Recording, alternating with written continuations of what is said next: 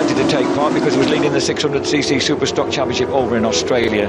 He got pole position, he won the race, even though it was his first in the UK, and he'd only had one practice round at the circuit, so that led to him coming over and doing the Virgin Mobile Cup in 2005. He won it, and unfortunately got launched straight as a present, into British Superbikes, where he had a rather erratic time. He did, yeah, erratic. He did have his moments where it was really quick. I remember that year, him leading a race at Brands Hatch. He just kind of spitted with rain, and he led it and then crashed going on the bottom straight. But definitely a quality rider is Billy. And don't want to do him any disservice, but he really never fulfilled the potential he had through a lot of reasons. You know, he's made a couple of mistakes, we've known that, but also he's had injuries at the wrong time, things that weren't his fault either. You know, he's a good rider, and one of the most popular characters in the paddock, let's say. Likes a party. And he starts once again on pole position after that clear win in the first race, ahead of Josh Elliott and Keith Farmer. And then we've got plenty of champions here, of course. McConnell, a former Supersport champ. Josh Elliott, a former National Superstock champion. Farmer, champion of both. Joe Collier, the Ducati champion, heads up the second row, ahead of former National Superstock and Supersport champion Alistair Seeley. And then Chrissy Rouse, the first rider on the grid without a championship to his name so far. Behind them we've got Dan Neen, who really impressed us with his performance there as he's warming up for the road season, ahead of Fraser Rogers and Michael Rutter. Luke Hedger in 10th place, ahead of Jordan Gilbert and Leon Geacock. So Billy McConnell, talk about motorcycling being in your blood, and I know it is with quite a lot of these families, but his dad Charlie was Race Speedway for 20 years in Australia, and then actually Billy's father Kim came over to ride Speedway in the United Kingdom, rode for Workington up in the northwest, and he still comes over and supports Billy for a couple of months every year over here in the UK, where Billy of course is very much settled, although originally an Adelaide man. He's done a lot of test riding and development riding for Triumph Road Bikes, hasn't he? Because he lives in around the Hickory area. Yeah, not only test riding, using his sort of racetrack skills, but also they use him for anything. He'd run bikes in on the road, test them on the road, you know. And I was once at a service station on, I think the M6, freezing cold, middle of January. I'm in my car, I didn't want to get out of the car to fill it with fuel, and there's a kid filling a motorbike up. He's all dressed up, the plumbing winter gear on. It was Billy running. He had to put 1,000 miles on a Triumph before it went out to some launch abroad, and yeah, he said it's cold. You don't want to be doing it. But yeah, he's put the hours in. So McConnell, I was surprised at what a relatively devastating victory that was, given the quality of the field and the quality of his immediate opposition. Yeah, before the weekend you'd have said that, but after qualifying you'd have said he probably was going to do that 1 point, and that was good conditions, or for the temperature in qualifying. He was 1.2 seconds quicker than everybody else. That's a lot, especially in this class. So the 13-lap second race. Remember, this is where there's extra points available, because the winner of this second stretch of the race gets 12.5 points plus 5 points for being the winner. The second place man gets an extra 3 points on top of his 10, and the third place finisher gets an extra 1 point on top of his 8. So we end up with lots of half points. It becomes a very complex championship table by the end of the season, especially for a mathematical imbecile like myself. Number 3, I can read that much. Billy McConnell is on pole position, ahead of Josh Elliott. So here we go. Let's see what happens. Let's see if Billy McConnell can. Well, actually, Josh Elliott did take it to the Suzuki for a while, kind of 2/3 of the way through the first race. Let's see if he can do it again. Perhaps go one stage better. And good start from Billy. Good start from Collier as well on the inside of the. I beg your pardon, for Keith Farmer, but Farmer gets swallowed up on the way into the first turn. Yeah, good start from Elliott as well. And Josh Elliott gets the better of McConnell and might actually grab the advantage as they go down. When he does, he just makes sure that he has the upper hand as they drop through Hollywood down the Craner curves towards the old hairpin. Yeah, it shouldn't be a massive problem down there this time, just because most of them stay with the same front tyre, so that'll be all nicely bedded in now. I thought that was Dan Neen who leapt through past Keith Farmer on the second of the Tyco BMWs. It's Neen running in third place, getting in a lightning start again, ahead of Farmer in fourth.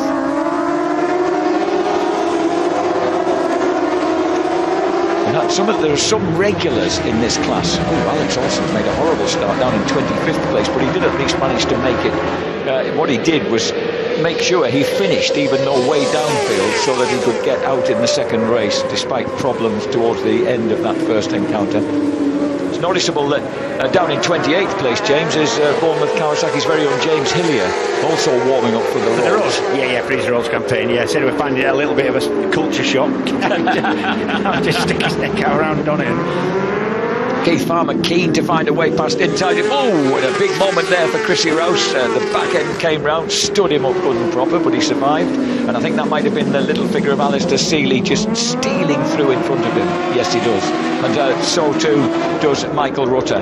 Oh, and someone's come down as they came. Oh, he's got away with that. Miraculously, everybody avoided the furious figure. And I think that might be Sam Clark. I think that might be the other Morello Racing Kawasaki of the Australian Sam Clark. He did well to be avoided there, or they did well to avoid him. Look at the back going. Let's have a look. Middle of shot now. Yeah. I tell you what, that nearly kept going round and just sort of unloaded him gently, but then flicked him at the last minute. All was worse. Yeah, heavy one. And lucky not to get clobbered as well. Good avoidance by Tom Ward, the Canterbury boy on the Mizuno Wholesale Racing Suzuki. Managed to just turn inside the flailing body there. So here we have Josh Elliott then setting the pace. And that means that rather than Billy McConnell escaping at the front, we've got a bit of a bottleneck at the front with the two Tyco BMWs right in there as well, and looking for possible overtaking manoeuvres. Here's Farmer neatly inside his teammate Dan Neen, because he'd like to set his sights on the front too. Yeah, I think Billy's must be looking at trying to get past and get away, because I think he's got the pace to do it. Dan Neen, you were reminding me, James, he used to be quite a lively young Superstock 600 rider, so he's got some short-circuit pedigree, which obviously hasn't deserted him with a lifetime of Roads. Yeah, he was definitely one of the best in that championship in his first 2 years racing in Britain. And like you said, lively, young, very brave. So as they cross the line then with the front five just broken clear of it. Fraser Rogers it is in 5th place, 6th for Seeley, 7th Rutter, Chrissy Rouse in 8th, Joe Collier down in 9th, Jordan Gilbert, who a former teammate of his with Haribo Star Mix Triumph in Superstock 6, is down there in 10th, with Hedger 11th, Lee Jackson in 12th. Lee Jackson's the surprise package to be struggling, isn't he? Yeah, he's done this class before, and like you say, he's a Rossum finisher in British Superbike only last year, and was never sort of out of the top. He was never not good in it, was he? He was always reasonably good in it. So Jackson then with work to do. Meanwhile, Josh Elliott holding off at the moment, the Suzuki. Kawasaki had an awful lot of rippling going on at the front end then as he went across. There's Christian Itten watching what's going on. He's been declared fit, incidentally, after having taken a big tumble at Craner Curves, one of many during the course of pre-SB qualifying. I don't know how fit his bike's going to be just yet. As Billy sneaks up the inside, gets a really good drag out of the S's. That was a wide line from Elliott, and it gave Billy the opportunity to do this. Just squeeze inside and grab the lead into the Melbourne hairpin.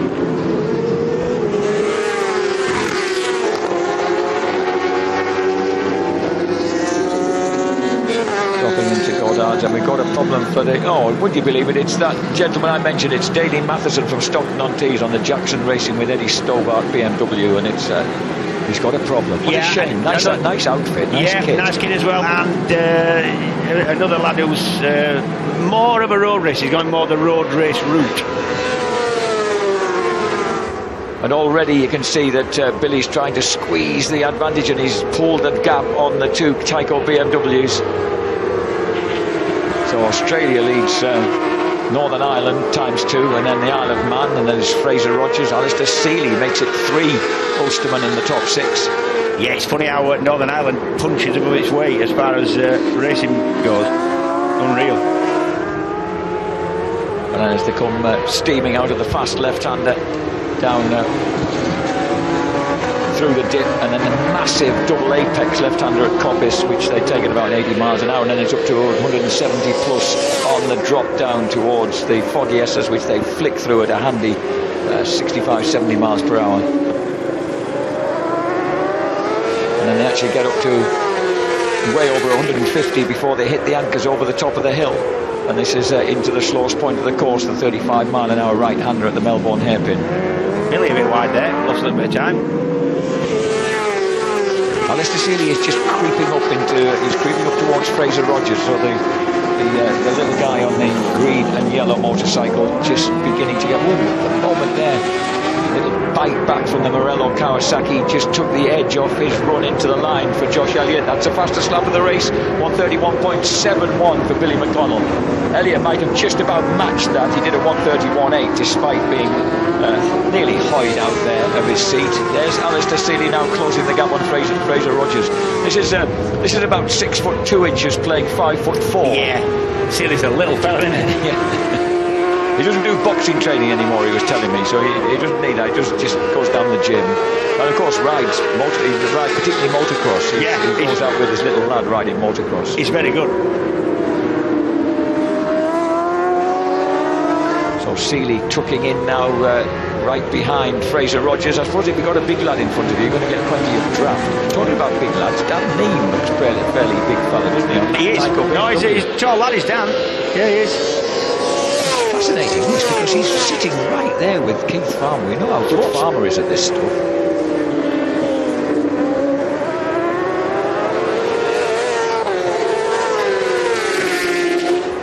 So Alistair Seeley, I think, has made a move through on retaliation from Fraser Rogers on the drop down to the Melbourne hairpin. And Seeley's got to give best. Oh, not back with that though. That was a proper block pass with that. Yeah, that slowed the both of them down mid-corner. Coming back up the hill, I thought Alistair had got the drive there to get him seek immediate revenge. Rogers tries to hold on around the outside. Seeley has the drive. And heading down towards Redgate, Seeley holds the advantage on the Stout Connect Academy BMW. Fraser Rogers on the Mission Racing BM, so they're going to be fairly evenly matched. And the battle is now developing for those rostrum places. 3 bikes in contention. The Kawasaki there, the blue and white even Kawasaki, Josh Elliott.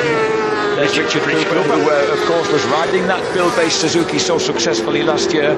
Finished eventually runner-up in the National Superstock Championship. Yeah, but also really good mates with Billy McConnell.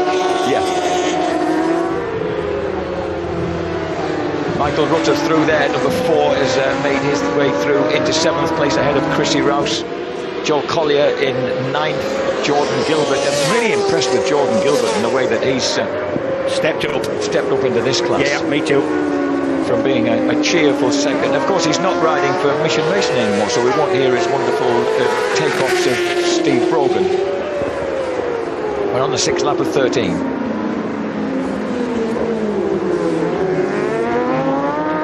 Farmer slotting up the inside of Josie Elliott there. Clean move. I mean, typical Farmer, sideways completely, but actually getting it stopped to the corner. Exciting riding style. And it's all from his super motard experience, which is a lot. The remarkable thing about Farmer is how fast he was successful when he hit the rolls. Yeah, you know, other than being supermoto. Yeah. Because he kind of just went into kind of clubman short circuit racing on a 2-year-old standard road bike, really, and then moved to national short circuits with a bit of success. And then 2011, when he did a full season with us, he was a Stock 6 champion. Yeah, he was. Yeah.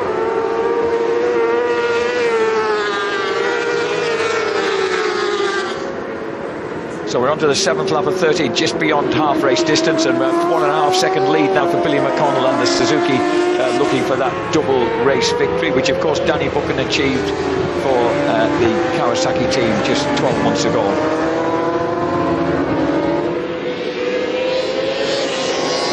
Now, I'm just wondering if Farmer with clear track ahead of him might have anything in the closet there to make a move on McConnell. Yeah.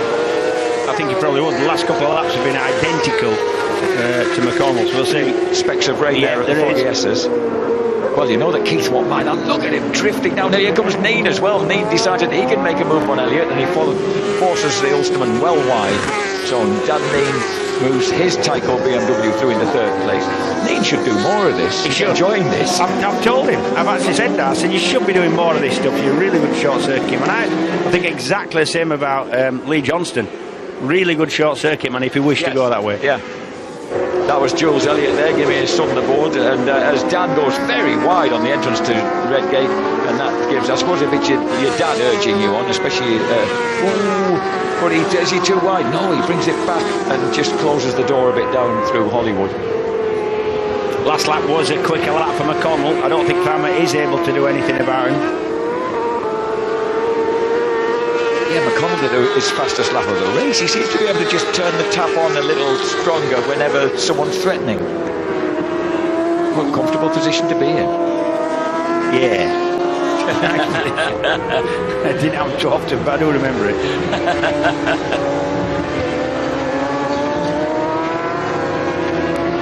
Josh Elliott, who won the championship, of course, in 2015, riding bike number 10. Had a second place here at Donington Park and moved very consistent first and second places throughout that season, really, with a single last lap crash to mess up his championship season. So there's Elliott, there's Neen dropping down, there's Seeley trying to bridge the gap to them ahead of Fraser Rogers. Here comes number 4, Michael Rutter, and right behind him Chrissy Rouse and Joe Collier on the surviving Aprilia.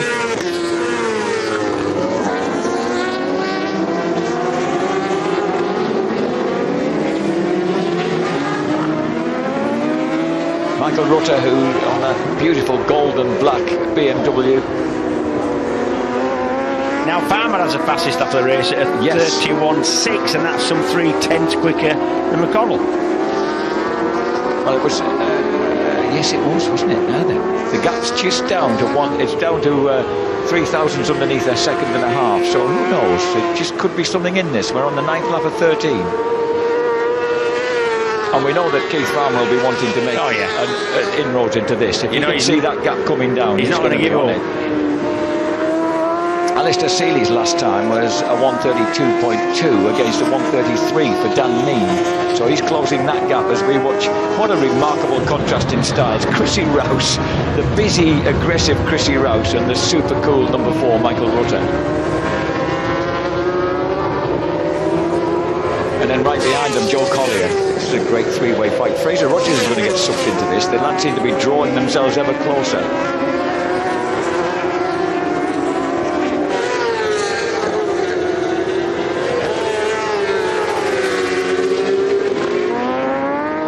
So the veteran Michael Rutter. And and he just gets overtaken. He's shoved aside by Chrissy Rouse. He's shoved aside by Chrissy Rouse, and I think he loses out as well to Joe Collier up the hill.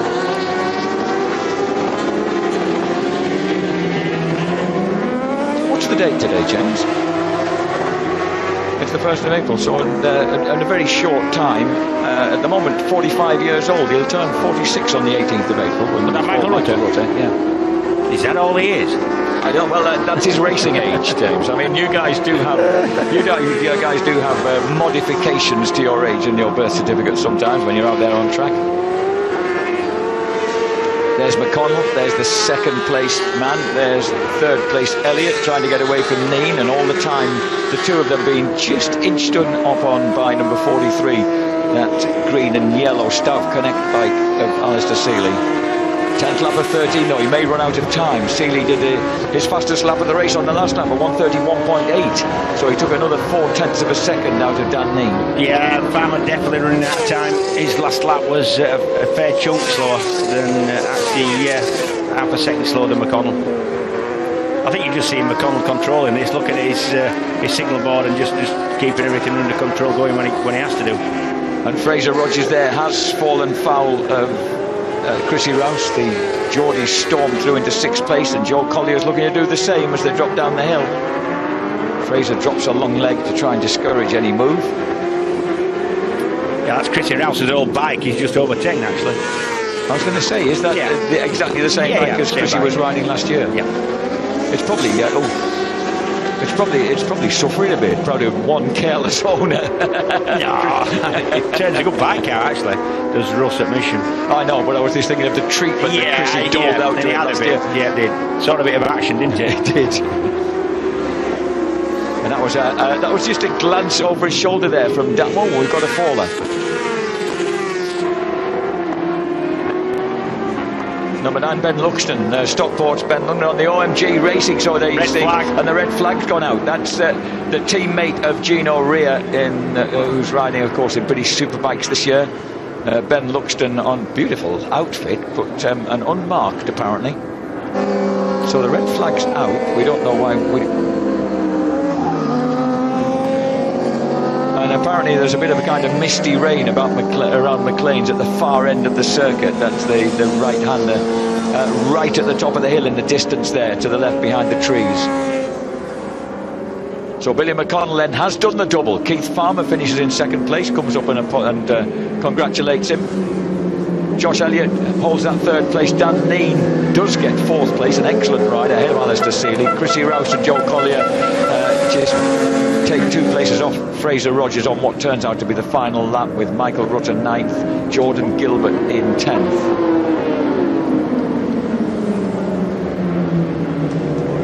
The rest of the point scorers: Ben Godfrey, Luke Hedger, Leon Geacock, Alex Olsen and Lee Bob Jackson just ahead of Tom Ward.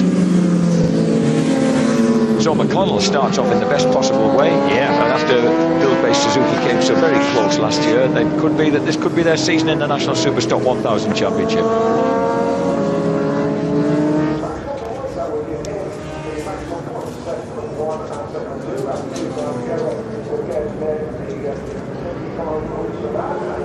So the rides of the plenty of look at that, the FS3 boys, for whom Billy McConnell had such a turbulent season last year, part season in fact, after his injuries.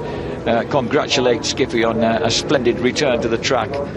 Of course, his Build-Based Suzuki gang very well happy with that. I told you you're a popular lad, you know. That's all the other. I think that's Jay Dixon going up to say well done, and Glenn Richards, that's Billy's old mate from Adelaide. Yes, families know each other. That's right, and of course they both tested Triumphs a lot together. Number 55 also congratulate him, Leon Geacock from Kirby Mallory on the George Davis and Smirk Racing Suzuki. So one Suzuki to another. Josh Elliott, good day for Josh Elliott, and the former champion starts off with a couple of good results. Oh, that's why Joshy wears his helmet so high, because he can fit a plastic bottle underneath the chin guard. Actually, he's just thrown the plastic bottle away, which is slightly naughty. I think you should pick that up, young man. Third place for Keith Farmer. So second, Keith, no? Second, sorry, Keith Farmer, beg your pardon.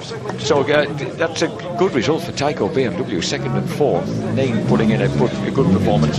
You'd think that Philip Neal might say, Dan, do you fancy a bit more of this during the course of the year?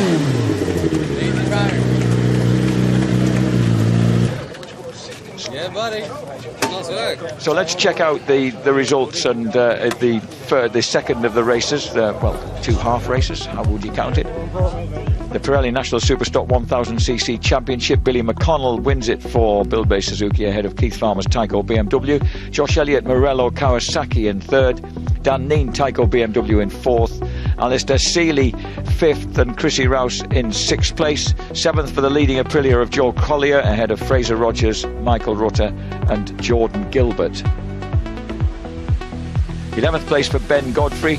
12th is Luke Hedger on a BMW ahead of Leon Geacock Suzuki. Alex Olsen in 14th place, and the final point scorer Lee Jackson, with a lot of work to do on his FS3 Kawasaki. He finishes 15th ahead of Tom Ward, Matt Truelove, Paul McClung, Tom Tunstall, the Huddersfield man on his BMW, and Jordan Rushby. So the championship standings would look rather like this. My maths would be defeated trying to add it up in my head. It's surprisingly rounded, really. 30 points for Billy McConnell, 21 for Keith Farmer, 19 for Josh Elliott, 11 apiece for Joe Collier, Alistair Seeley and Dan Neen, 10 for Chrissy Rouse, 8th place Fraser Rogers on 8 ahead of Michael Rutter on 7 and Jordan Gilbert on 5.5.